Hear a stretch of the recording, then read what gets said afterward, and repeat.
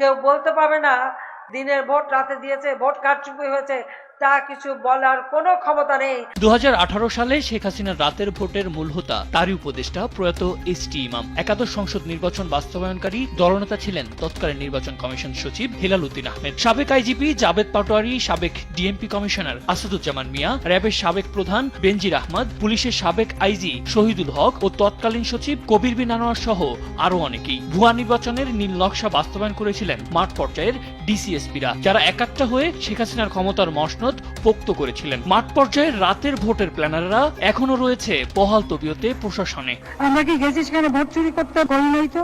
এত শান্তিপূর্ণ নির্বাচন বাংলাদেশে কখনো। ক্ষমতাচ্যুত স্বৈরাচার শাসনামলের অনেক অনিয়মের বিরুদ্ধে অন্তর্বর্তী সরকার উদ্যোগ নিল নির্বাচনের কারচুপিতে 116 ডিসিএসপির বিরুদ্ধে তেমন কোনো সিদ্ধান্ত নেয়নি তারা। একাদশ সংসদ নির্বাচনের কয়েকজন রিটার্নিং কর্মকর্তাকে ওএসডি ও কয়েকজন কম গুরুত্বপূর্ণ পদে বদলি করা হয়েছে, কিন্তু বাকিরা রয়েছে আগের বহাল তবিয়তেই।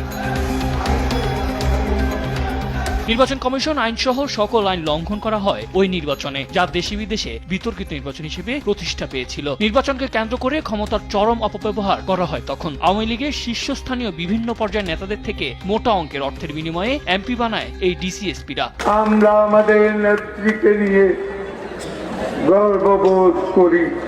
5 আগস্ট আওয়ামী লীগ সরকারের পতন হলেও ওই ডিসিএসপিরা ঠিকই প্রশাসনে বহাল তবিয়তেই দাপট নিয়ে বসে আছেন। বিভিন্ন মন্ত্রণালয়ের যুগ্ম সচিব, অতিরিক্ত সচিব সহ বিভিন্ন গুরুত্বপূর্ণ পদের দায়িত্ব এখনো তাদের হাতে।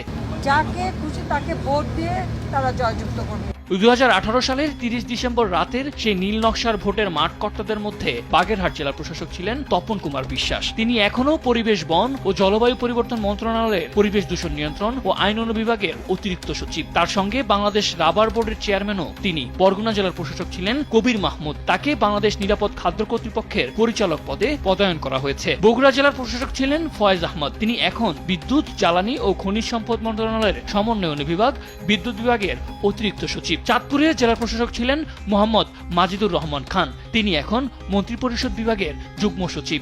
শান্তিপূর্ণভাবে মানুষ ভোট দেবে, ভোটের অধিকার তাদের মৌলিক অধিকার। ভোট চুরির আরো নির্দেশদাতা ছিলেন ঢাকার জেলা প্রশাসক আবু সালে মোহাম্মদ ফেরদৌস খান, তিনি এখন পরিকল্পনা মন্ত্রণালয়ের অতিরিক্ত সচিব হিসাবে আছেন পরিকল্পনা বিভাগের। খুলনা জেলার প্রশাসক ছিলেন মোহাম্মদ হেলাল হোসেন। সর্বশেষ তিনি সংস্কৃতি বিষয়ক মন্ত্রণালয়ের যুগ্ম সচিব হিসেবে ছিলেন উন্নয়ন ও পরিকল্পনা বিভাগে। সম্প্রতি ওএসডি করা হয়েছে তাকে। ময়মনসিংহের জেলা প্রশাসক ছিলেন ডক্টর সুভাষ চন্দ্র বিশ্বাস, তিনি এখন অতিরিক্ত সচিব হিসেবে বাস্তবায়ন, পরীক্ষণ ও মূল্যায়ন বিভাগে আছেন পরিকল্পনা মন্ত্রণালয়ে। নরসিংদী জেলা প্রশাসক ছিলেন সৈয়দা ফারহানা কাউনাইন। সর্বশেষ তিনি শ্রম ও কর্মসংস্থান মন্ত্রণালয়ের যুগ্ম সচিব হিসেবে শ্রম বিভাগের দায়িত্বে ছিলেন। সম্প্রতি